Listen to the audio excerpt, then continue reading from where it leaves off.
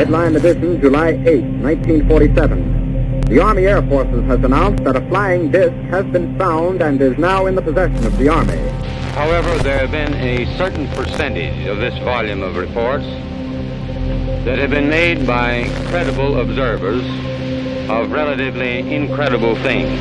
3, 2, 1, 0. All engine running.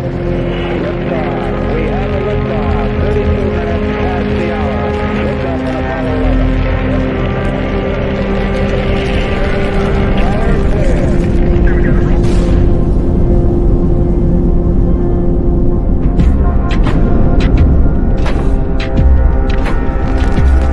But other sightings apparently were taken more seriously. And one in particular, an incident called the Rendlesham Forest Incident, also known as Britain's Roswell. This was in 1980, shortly after Christmas, when a few American airmen who were stationed in the UK reported seeing a UFO. A huge, solid, diamond-shaped object they described as 100 foot long, hovering silently in the sky above them. There is very compelling evidence that we may not be alone, whatever that means.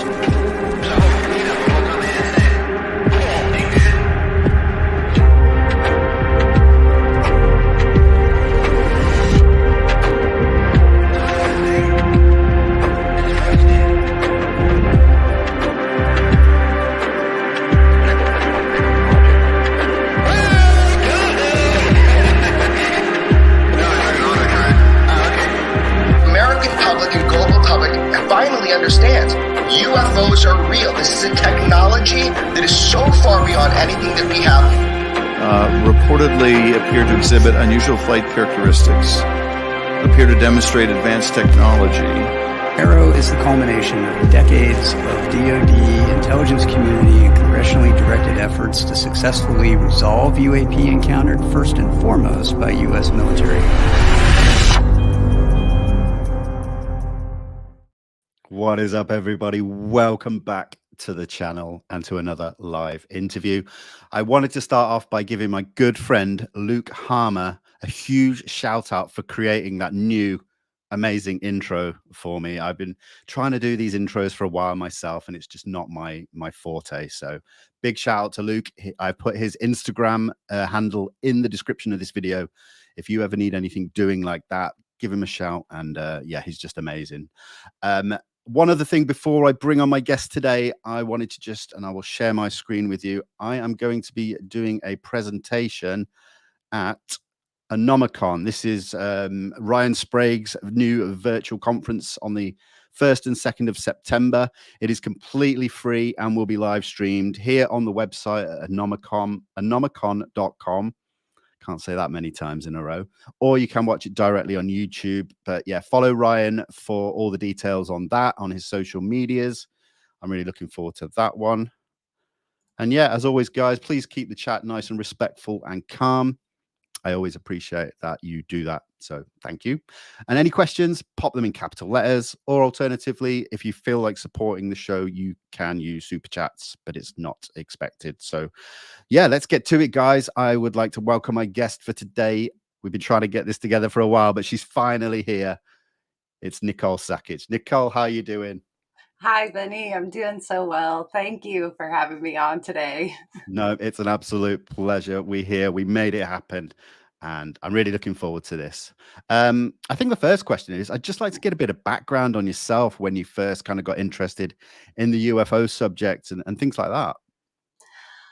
Well, a lot of your audience might know that, and they've heard me, whether I've been talking with Grant or on Spaced Out Radio, or there's very few other podcasts that I've done over the years, smaller ones with some of my friends, or maybe even a lecture or two.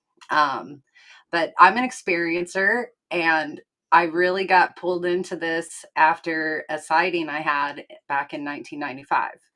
So that kind of started me on my personal quest, but it wasn't until I think 2015 when I really started joining online communities and seeking out other like-minded individuals. And then that's where I kind of outed myself and started talking about this publicly. And then Yeah, I mean, I don't like labels of an expert, or I don't like to call myself a historian or anything like that. I guess since writing a book with Grant Cameron, I can call myself an author on this topic. So I do like giving myself a little credit there, even though I'm more of a talker and Grant is the writer. I will, I'm a co-author, so I'll take that credit. Um, Other people have called me over the last few years a subject matter expert, which I think that's kind of official lingo. But honestly, I've just dove in like headfirst to this topic, and I've been so fascinated by it over these years that the more I can read, the more I can find out, the more I can share and talk about and try to sort through myself. So I do kind of just consider myself like anybody out there that has the time and the diligence to stay with this for, it's been over 20 years now. So No, that's amazing. It really is. And the book you mentioned there, I think it's Triangles, Aliens, and Messages with Grant Cameron. There we go. To everyone, I think it is available on Amazon and all that. So yeah, everyone go and check it out. You mentioned there, you're an experiencer, but then you've kind of moved on to the sort of research things. I wondered if you could just sort of tell us about, through the years of research, how important it is to all what's going on today in ufology and, with disclosure seeming to be getting closer and closer, just the importance of historic research. well, honestly, that has been probably one of the things I've been most vocal on, behind the scenes and publicly, especially since 2017 and just the outpour of interest. And it seemed at that time there was a cutoff of like anything after 2004. And I know so many of us that have dove into the history and tried to put these dots together are like, we can't forget about our history. We have to take it back to, Roswell. We have to, include all of this, because the situation we are in right now with disclosure is a culmination of so many people's work and the community at large, and just I mean, I could start naming names, like Stephen Bassett, Dr. Greer, Grant, Richard Dolan. Just, I mean, Lou says it best, Lou Elizondo. I know he said a number of times he's standing on the shoulders of giants. And that's really, disclosure could never be a one person effort. It's never going to be the one person who has all the answers. And I think we're seeing that unfold. It's nice to recognize our peers and the diligent work that they've done over the decades now at this point. And yeah, to continue to fight that fight and push it forward. Yeah, absolutely. And do you see 2017 as like really sort of changing the subject? Are there sort of two differences pre 2017 and post? There is. And I have to give a shout out to my friend Louise. she'll understand. She and I kind of always go back and forth on the importance of Tom DeLonge and TTSA. And I don't fault Tom DeLonge in any way. He did erupt this, but he does come across sometimes as, I started this, which, I mean, he's got the fame and the power, and he had the motivation to, go behind the scenes and get sources and really push this forward in a public way. And, aside from just our pop culture like fascination with this, he did really bring this to the forefront along with others, but unfortunately they weren't as famous as he is. So yeah.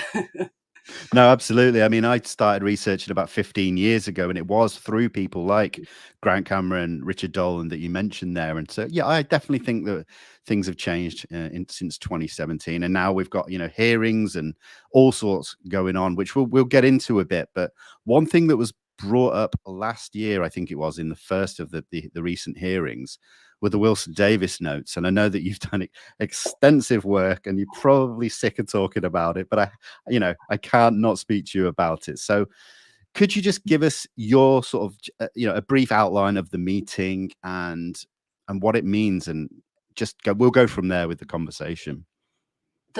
My condensed version, which I can refer people to, I think Grant and I, we hosted a massive panel discussion on it when it pretty much dropped. Yeah, where could I start with it?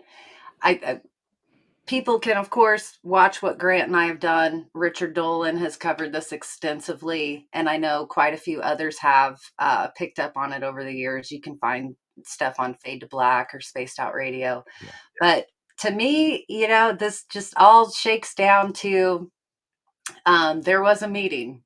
There was a meeting of Eric Davis and Wilson, and like all these meetings tend to go, it's never like, oh, well, come to my office and let's talk about this. It appears that this took place in a parking lot of all places, EG&G in Las Vegas. And Eric Davis was working for NIDS at the time, he was working for NIDS, and he was kind of tasked with following up on people in this program or trying to hunt down crash retrievals. And this meeting took place. I think people call it a memo. It didn't really go out to members of NIDS as a memo, like memorandum. So there's speculation on whether it was recorded or if he took these notes, from, during or wrote about it after the fact. To me, I don't really get caught up in those details. It's proof for me. I, along with Grant, I've adopted his theory. Grant said several times that, he thinks Eric Davis holds the keys to the kingdom on this. And at that point in time, I think he was probably the person best suited to pursue some of this. And essentially, he spoke with Wilson, and Wilson told him what he knew and how far he was able to get and how he got shut down and how he was told not to talk about it or it could ruin his career. Well, as with all the notes from any of these group meetings over the years, whether it was Advanced Theoretical Physics Working Group or NIDS, or I'm sure all of them since, they aren't supposed to document their meetings, I guess, or they're not supposed to share these things publicly. But I think as the story goes, Eric kept some of these notes from this meeting, the Wilson Davis notes. Grant wound up with the Oak Shannon notes, which Project Unity, our friend, did a fabulous interview with Oak Shannon and was able to hold up a page of those notes at the end and get Oak to confirm. And our friend Melinda Leslie had formed a friendship with Jack Hoke over the years. And I believe it was when Jack passed, his wife gave Jack's set of notes to Melinda. So this has kind of been like a waterfall effect of these notes that can confirm each other. And at least these people were saying that these meetings were taking place and happening. Like, we do know that. So I don't know if it was once a year, twice a year, how often they got to get together. But to me, they just all solidify each other. And then our hearings come about, and I always forget his name, but I think, was it Gallagher? Yes, Gallagher on the floor, was questioning, and he brought up the Wilson notes. And I think so many of us just erupted behind the scenes like, oh my God, I know Grant even had a conversation with Oak, like, can you believe that, your name has been brought into this and it's a part of like historical record now. And to me, this is the solid part of ufology that no matter what your opinion is, sooner or later, these things can shake out and be verified. And I just love it. The Wilson Davis notes saga will continue on. I know with the combination of Wilson notes, Oak's notes, and Jack's notes, so many people have been able to make connections. Loose threads, appeared, and that was brilliant. There's still more threads to pull from loose threads, and yeah, it's going to continue and go on. I will say the Wilson notes are special in how they were able to come forward. And I know plenty of people have given James Rigney a shout out on this. Yeah.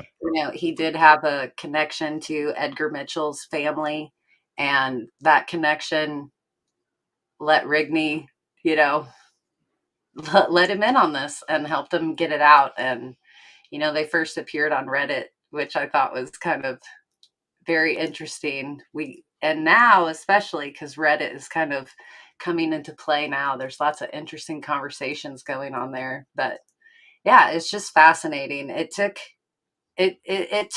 a push to get those notes out. They were so compelling, and I know Richard had some hesitations, Richard Dolan, and Grant did as well. And people, I think, get confused that maybe they were scared, and I don't think it was necessarily a scare, but it was just the magnitude of what these notes could mean. And of course, the hellfire that can rain down with public opinion.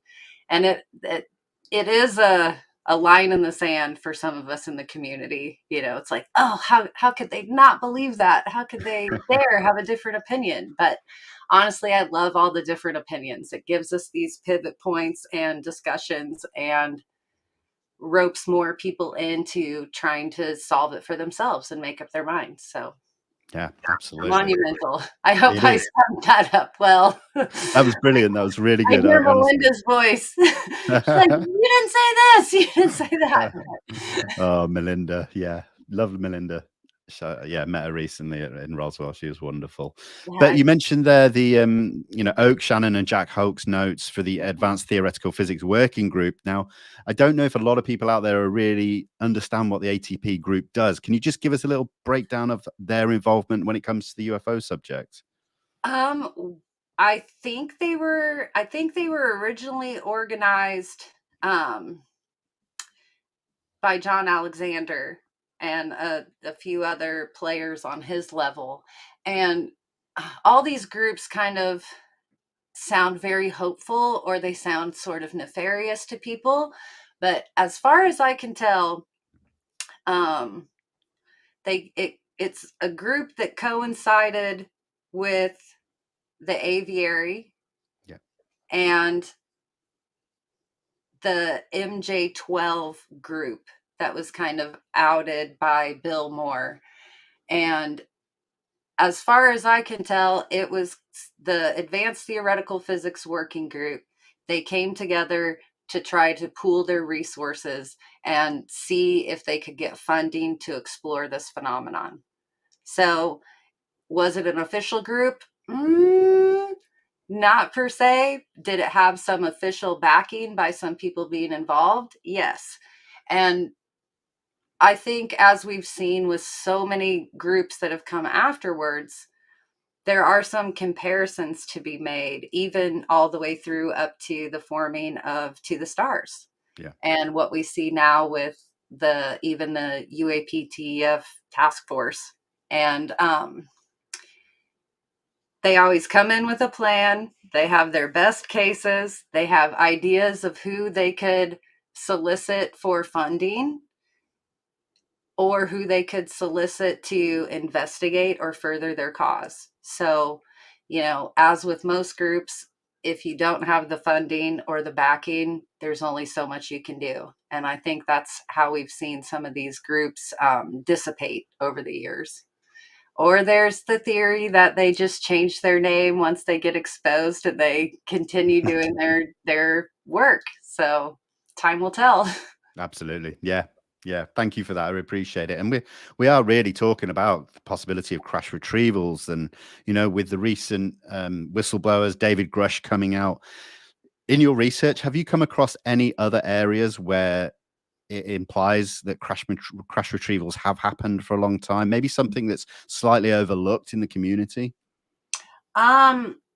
Well, right now, I am in some private discussion groups, so I don't necessarily like to out any private conversations that we've been having, but there is work and public parts that I think can be discussed, and people are coming to mind. Like, if I think Keith Basterfield out of Australia, he's just been an amazing researcher for decades and decades now, and he's got a excellent blog, so people can check out his blog. But I don't think he would mind if I said this conversation was happening between he and I, because it is up on his blog. But just little pieces over the years concerning crash retrievals, like McDonnell Douglas. They did a study, and this was also written about in Jacques Vallée's Forbidden Science, Volume 5. You know, he gives these little snippets.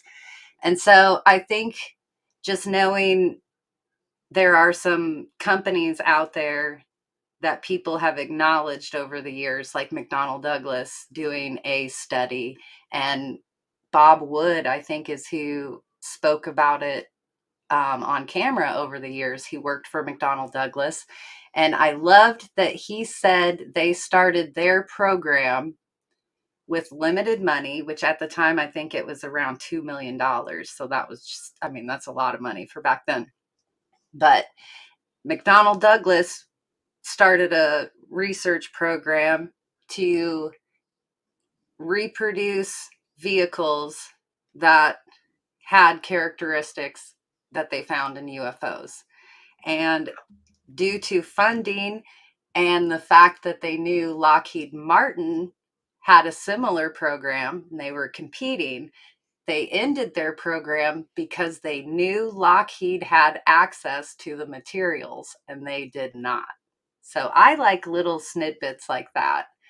And I think with these hearings coming up and the new legislation that has come out for corporations and companies to go to Arrow and, you know, give up the goods, I think we're going to find little snippets of stories like that. Like, Keith has done some really diligent work here. I think he's on his third reading of Forbidden Science Volume 5, and he is blogging about it again. And it's not just Keith. There are many people that are like pulling from Vallée's work or pulling from past research, even like Leonard Stringfield. Richard Dolan like mentions him all the time.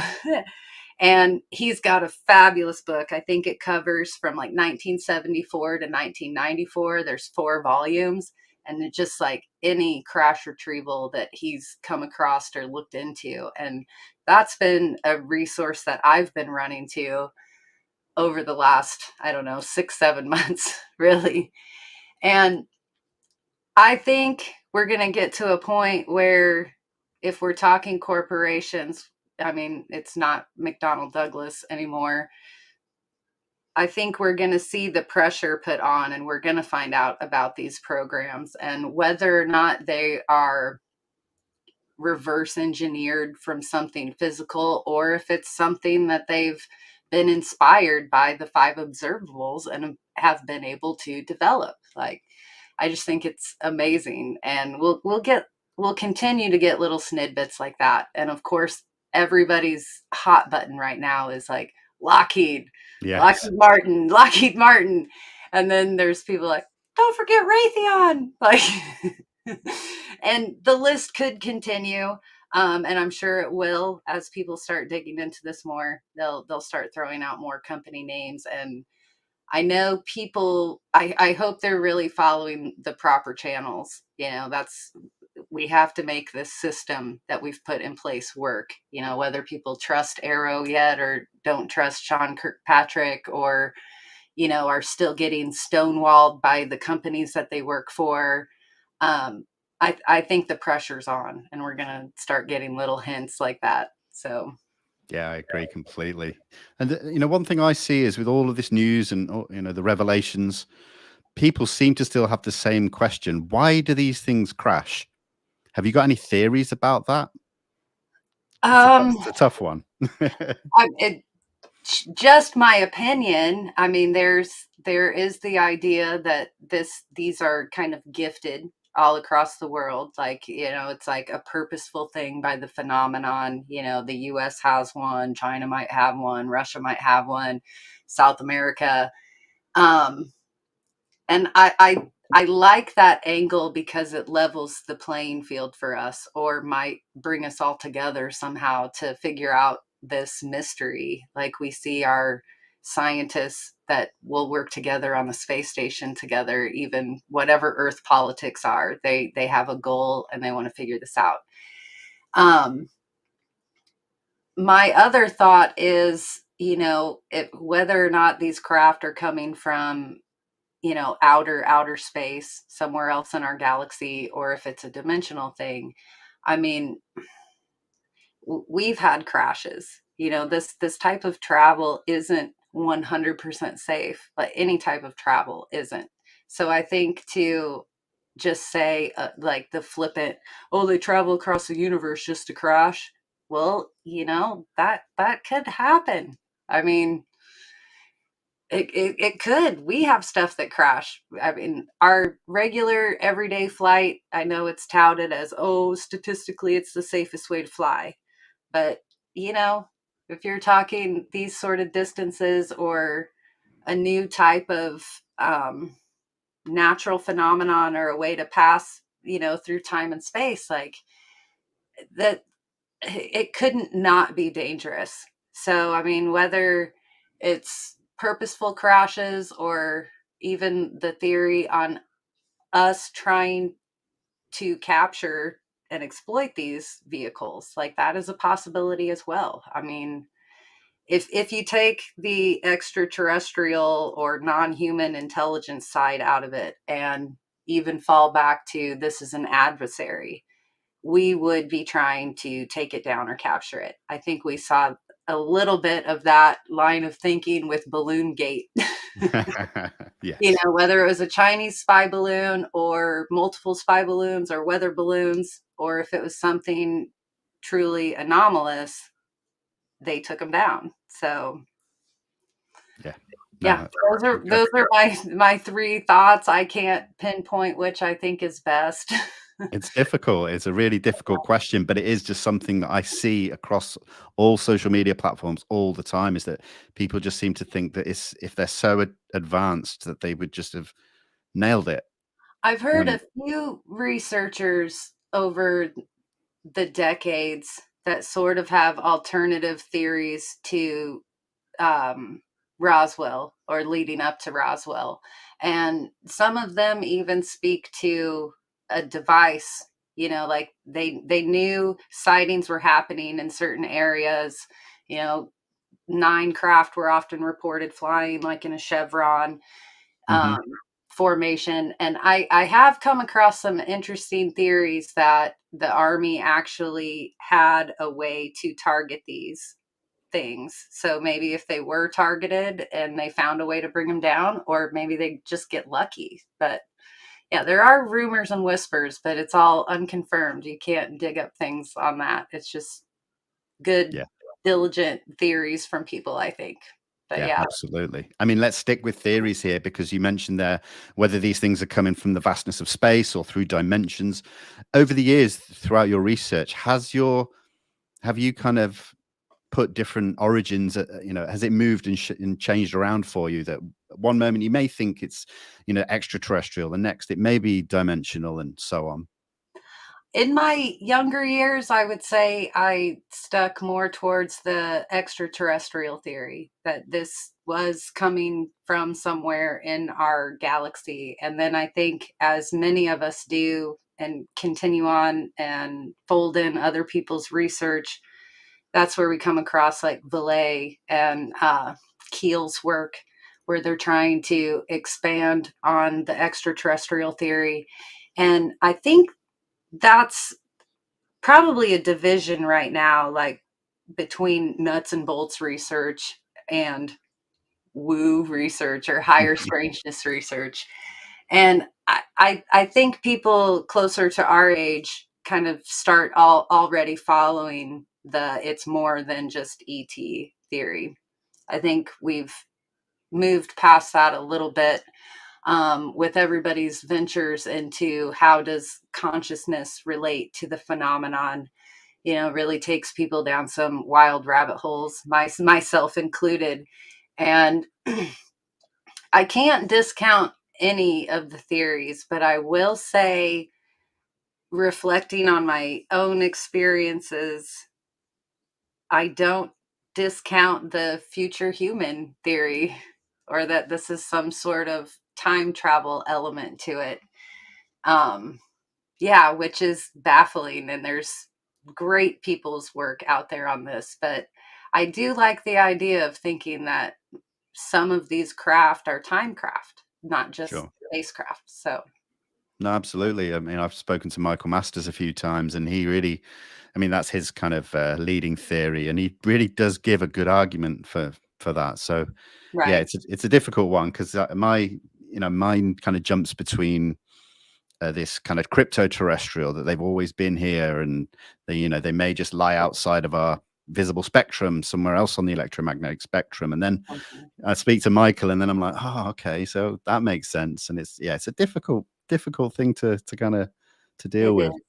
I do fall back on even our earliest contactees. There has been a progression, and whether it's just inspiring us to look beyond our own concept of reality. But, the earliest contactees talked about, beings coming from Mars or Venus. And, science has pushed us forward to where we're like, maybe not, And then, of course, there's the whole Zeta Reticuli aspect. And I believe that started with Betty and Barney Hill and the star chart that Betty was shown. And those are some deep rabbit holes there. I mean, people like dive in and commit, and I'm fascinated with it. I don't ever want to make fun of people or discount it. But then there's even like the theories Dr. Greer has put forth that these beings are coming from our neighboring galaxy, Andromeda. And I like those as well. I mean, we already have shifted and in our thought by discovering exoplanets and things further out that, us to be alone in the universe is just ridiculous, and I still think it could be a combination of both, something coming from far away, and maybe they do come here with that mode of transportation and others. I mean, if they can travel the vastness of space, maybe they do know how to time hop or time space hop or come between dimensions. And that gets really heavy when you're talking dimensions, because then it can get biblical. Is this like a heaven and hell? Is this a Matrix universe?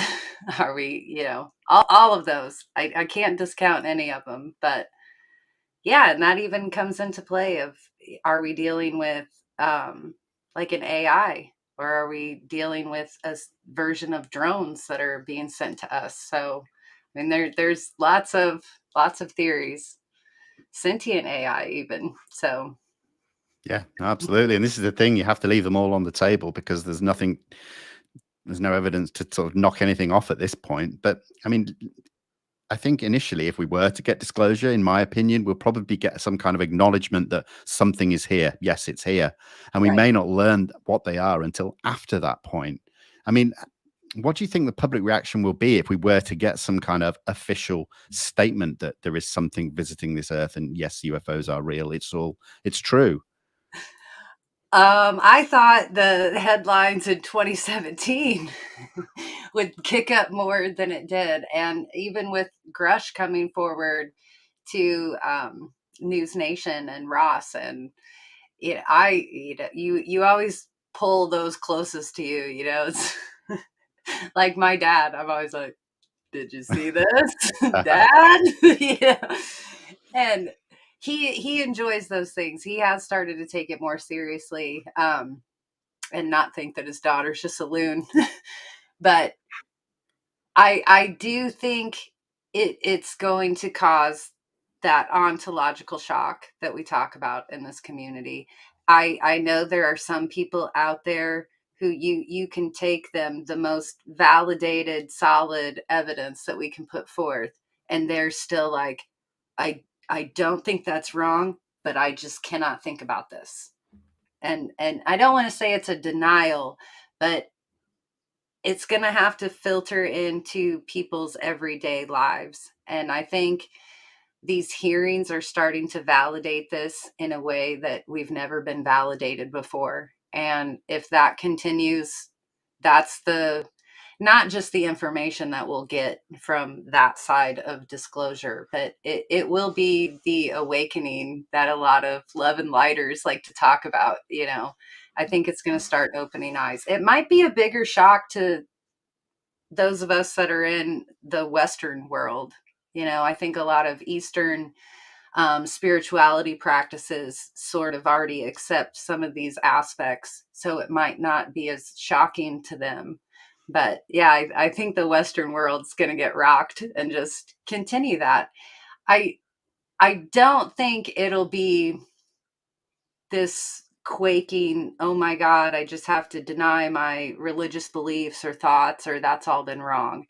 I think our world religions are more encompassing than we think they are. And I think our spiritual leaders will be able to guide us the way they always have. So I think people will be able to find comfort there. And yeah, these will definitely be baby steps. I was just recently on I think it was a Twitter space, and then we did a YouTube with Joe and Mike where we were kind of discussing like the fallout from this.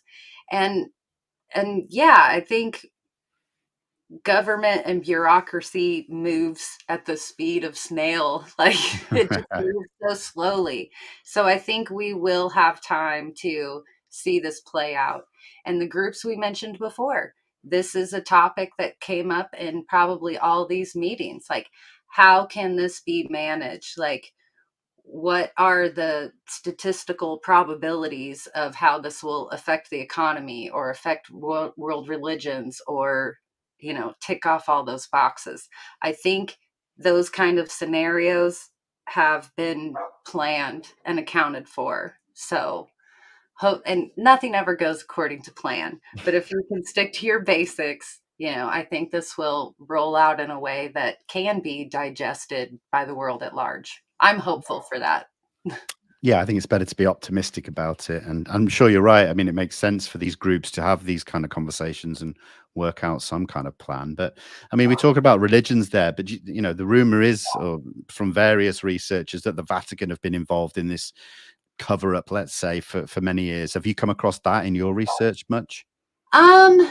I at the moment, I just kind of refer to Diana Pasulka. I think she's she's definitely the leading edge on this. But just even when you listen to her speak, I think she's collaborated with Jacques Vallée and some of our greater minds, over the years. And they have pulled from these moments in our history. And I mean, let's face it, we do have to kind of admit that the Catholic Church is a vault of human history in a sense. It might be their view on human history, but they have an ongoing record of humanity and encountering strange things.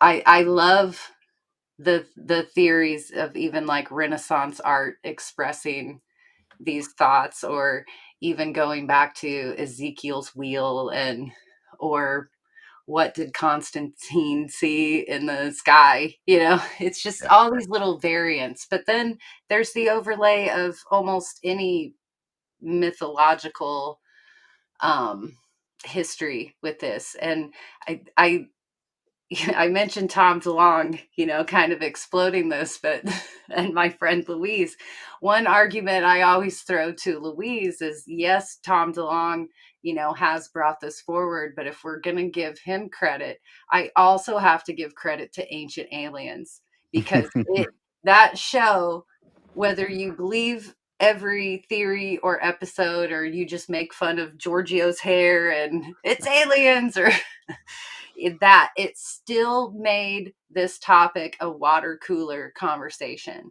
where people were watching it. They couldn't help but watch it at some point. It's like repeats and just on everything. And it really did explode this community, I think, and popularized it in a way to where people could discuss this. Even if they thought it was loony, they could still have the conversations and see what other people would say. And I used to love being in mixed company and tossing out ancient aliens because everybody would talk about it and would have some sort of input on it. And I think that's how this starts. It's those conversations and pushing the envelope. I also think that ancient aliens or the ancient astronaut theory is a very safe place to kind of hide with your research because so much of it is controversial to the rest of the fields like archaeology and just, yeah, I can leave it there. It's a safe place to stay interested in your research, but so much, unless you're going to go to these sites and do things for yourself, which I do think a lot of people are exploring and doing for themselves. And now there's tours where you can go. But yeah, I think that's more of a hands-on area and a safe place to hide is the ancient aliens theory. But there's so many other rabbit holes you can dive into. There is indeed. I mean, I spent many years just absorbing all of these TV shows, documentaries, books, and looking at across the whole field because, yeah, I may have been sort of more interested and focused in one area, but I think it's worth sort of knowing about all the other theories and areas within the subject. Just, you know, I could just never get enough of it. But I think I could never quite get to that ancient history, linking it with extraterrestrials, because, you know, I think to some degree we put down humanity by saying, well, they couldn't have built this, they couldn't have built that. So Right. I always found that really difficult, whereas I think others are okay saying, yeah, the aliens built the pyramids. Well, and I think an element of that crosses over to our current situation now. I don't like undercutting human ingenuity. We have done amazing things throughout our history and defied things that other humans thought weren't possible. And I think we're in a situation like that right now. If we start finding out, like the program from McDonnell Douglas that I mentioned, if they were tasked to mimic the UFO characteristics and somehow found a way to do that without having access to any materials, that is human ingenuity at its finest. And you do hear people behind the scenes that can't come forward, whether they have a military background. They do talk about our black tech or blue tech, and the argument always is, well, if they got a piece, or, you know, if it was reverse engineered or a legacy program, they might not even know it was a legacy program. Sure. I don't discount any of that, but I also will not discount our brilliant human minds that we have. You know, Yeah, absolutely. I think this Oppenheimer movie that's about to explode everywhere, I think that is an excellent case in point. The most brilliant minds on the world gave us those horrible, destructive, useful devices. And yeah, that's all humans, as far as I believe. No, yeah, I'm with you on that one. I mean, let's just stick with the nuclear thing. Do you think there is a connection, or do you think it's just that these UFOs are just seen all around the world, everywhere, and yeah, they're going to, you know, appear near places where nuclear weapons have been tested? I love the part in James Fox's film, The Phenomenon, where he shows the graph of nuclear testing and sightings that appear. I can't say that's why we have sightings. I don't think that's the only specific reason why we get visitations, just because we've had so many sightings post our nuclear age or prior to our nuclear age. So, I mean, I do think that would echo throughout our universe and galaxies in ways that it could catch somebody's attention. And you do hear the theories, which is kind of touched on in the book, the messages that experiencers receive. And a lot of the messages do come through as like warnings about technology, or warnings that we're hurting our environment or ourselves, and that our planet is precious. And I do think there's interest on that level. I mean, I think that was the first time where we could completely annihilate ourselves, and nobody wants that. I mean, I don't see how that, even if humanity doesn't matter and we wipe ourselves off the planet, we would still be violating our Earth, and we don't really understand how our Earth affects the rest of our solar system. I mean, I think we do, and smarter people than I obviously understand these effects. But yeah, I mean, I don't even know, if we wiped ourselves off the planet, like, how would that affect the rest of our solar system? And if even if it is a future human scenario, if we've sent people out into the beyond, what would they have to come back for? Is it our own drones coming back and going, It could be. I don't know, but I do think there's a nuclear link. I think if people listen to the Bob Salas, Bob Hastings, they've done excellent work with researching into this and coming forth with their stories and their research. So I always refer people to the Bobs. Yeah, absolutely. Completely agree there with that one. And you mentioned their experiences and messages. And this is a part of the conversation I feel like over the past few years, the experiences have kind of, to some degree, been sort of put to the side. And while we focus on all these military sightings and everything like that, and I can understand there may be some frustration there. So where do you see the experiences coming back into this, front and center? I think we're still a ways away. Like, this is something I used to always like to ask Stephen Bassett. I'm like, when do the experiencers get their say? When? Rise of the experiencers. And of course, it's after the truth embargo. And I can honestly agree with that. In the same vein of, like, I hear Harry Reid say, we're not talking about little green men yet. We have to make this digestible, and we have to get certain aspects validated before we can bring out abductees and experiencers and conscious connections or heists and CE5, like whatever that realm is. And honestly, I've, even as an experiencer or talking with abductees,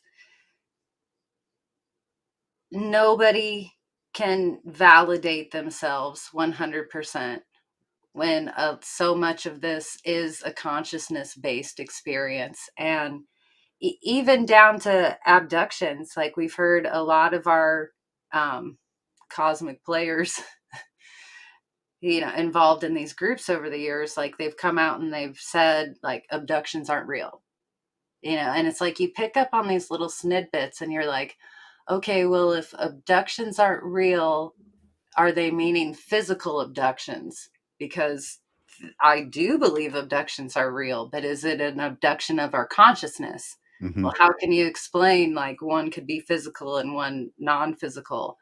That's where I think it starts getting tied into spirituality and religious beliefs as well. I mean, if I'm saying I'm talking to an alien consciously, is it equally acceptable, like in Christian faith, to say the Holy Spirit came to me, or God spoke to me, or Jesus, or name a saint? Sure. And, I think that's a parallel that we'll have to explore together, as we define what it is that we're actually dealing with here. So I think experiencers will never go away. I think we're such an intricate part of the community at large, whether we're public and out it ourselves, or tell our stories, or write a book, or whatever it is. There are so many more that don't come forward and don't talk and explore this privately. And so, yeah, I think our numbers are vast. And we'll start to show those numbers as this continues. So Good. We'll get our time. Yeah, I think they should as well. I think it maybe, we need to start people starting to feel more comfortable talking about it. And I think it's definitely happening. But well, there is some behind the scenes, like pre-planning work going on as well. I mean, I think Melinda has spoken about this publicly, so I'm not like outing anything, but I know Mr. Sheehan, Danny Sheehan, has and is working with experiencers like Melinda and getting input and thoughts from them. And there's other experiencer groups out there where we come together and we talk about these things, like, how is this going to affect our families? Like, do you talk to your children about this? Many experiencers, they're not the only one in their family, so I think this will even help situations like that as well. So yeah, I am hopeful. I come across as very pessimistic sometimes, but I am hopeful that this will push the envelope. But no, you don't come across pessimistic at all. There's a lot more people out there. Privately, I'm like, this isn't gonna happen. The rug's gonna get pulled out. It's Condon 2.0. Oh no, please don't. I do have those moments. I really do. And thankfully, my friends bear with me and debate me back into my hopeful state of mind. Well, listen, I'd like to just get to a couple of questions we've had come in. This one was in 2 parts. Nicole, what do you believe will be the most difficult part of disclosure for society to deal with? You may have already touched upon that. Yeah, I think it will be the acknowledgement of the abductee contactee experience. I think that will make us revisit it all the way back to George Domsky. I really do. Yeah, no, fair enough. Thank you very much. And then Carolina says, Nicole, in what ways do experiencers receive messages or downloads? Can you give any examples? Well, downloads, I think, describes it perfectly. I think some people, I believe it is sort of a meditative state. I think some people can get into that meditative state accidentally and not even realize it, or they can purposefully build up to that and work through to it. And I've heard some people describe their downloads of true, like, flashes, visual flashes. I've heard a lot of musicians say that it's more like inspiration. It's like something will just be so complete in their head and they know it is truth. Another aspect, I think, is when people are taken aboard craft or speak with a being. It's a conversation. And sometimes these conversations happen over years. It's not just a one and done. Some people choose to go the regression or hypnosis route, and that's where they realize there was more to their experience than they even could consciously recollect, and they hear themselves having a conversation, which I think is wild. It bothers me to hear people's regression sessions, but I'm also slightly obsessed with it as well. Grant talks about his download experience of, just this thought process of he zoned out and then, like, boom, boom, boom. I think he got 13 messages, one was like, follow the music, what others were book titles or avenues to explore. Yeah, some practice different heist methods. I know some people will do a meditation before they go to sleep and ask a question, and when they wake, the first thing that pops in their mind will be the answer to their question, or they'll have some sort of synchronicity in the time to follow, and it'll like burn in their mind, like that's your answer. So I think there are many ways to receive these messages. A lot of people have the dreams. They will have the dream that does not fade away like other dreams. You can remember it like it's more real than your reality. And yeah, there are various ways. Channeling, that's an aspect Grant and I explore. And he's written, I think, a couple books on it now, which is an area he had to drag me into. I was like, what are we talking about? Like physical mediumship, channeling. Like I used to almost like scoff at it, like, no. But I have done a 180 on that. I will explore it. There are many people out there. I can't say that I follow them wholeheartedly. I think they accrue their friends and followers and the messages they bring forth. But I do pay attention a lot to Daryl Anka, and he channels Brashar. And I know some people just think he's totally full of it, but even if he is totally full of it, like just the messages that he's conveyed over the years and decades, like there's nothing wrong with the messages. They're beautiful. They talk about oneness and bringing us together and how to better yourself and your soul. And that's a lot of these messages. And then you also get the warnings, like I brought up earlier, doomsday scenarios and things that could hurt or harm us. And I don't know. Do you take that as a warning, or, is it you can change your own destiny type thing? Yeah. Fascinating. I hope that answered it. It does. It's really good. I really appreciate it. Well, we're just about to come up on the hour, and one question that I like to ask most people, if I remember, and it's a question I actually hate getting asked, is what one case really stands out for you that you've researched that really sort of points to it definitely being anomalous? After I had my own experience in 1995, but I did have an interest in this before, and that was I saw Jim Peniston on Unsolved Mysteries, and I was like, why isn't anybody believing him? Like, he's the one. And that case, it's like my Roswell, and I've followed that case through the decades. I've had the pleasure of befriending and talking with Jim Peniston and John Burroughs and a few of the researchers that helped Jim.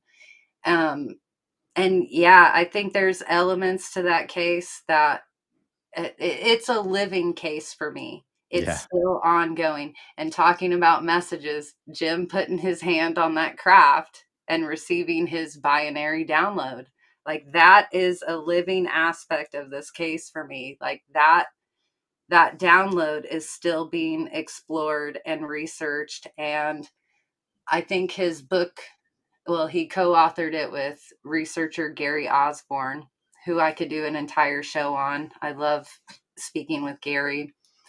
The code within the code that is still unfolding, that's living ufology for me. Like this case is still alive. There's certain aspects of those locations that the mathematical work gets more refined by, satellite imagery and things that we can truly connect. And yeah, to me, I think that case could blow a lot of things wide open. It has all the elements to it. Yeah, I think if we were to learn everything that is known, classified, and everything like that, I think it would be riveting. I really do. Great Even answer. if it turns out to be some sort of man-made human tech, just that effect of what it had on Jim and John. Yeah.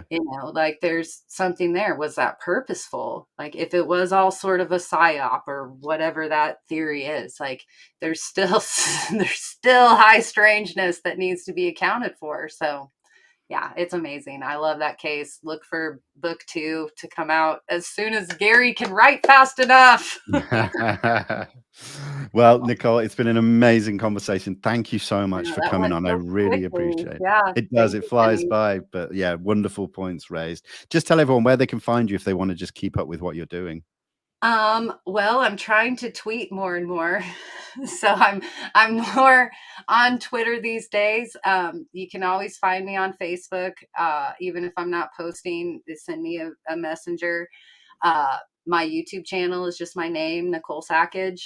Yeah, that's probably the best ways. You can always email me too at nikkisackage@yahoo.com. And I think that's found a lot on a lot of my videos that I post. So yeah. Wonderful. Excellent. Thank you so much. Well, guys, everyone here in the live chat, thank you so much for being here as always. I really appreciate the continued support, the great questions and everything else. So I think that's it for today, guys. Everyone have a good rest of your day wherever you are, and we'll see you on the next one. Take care. Goodbye.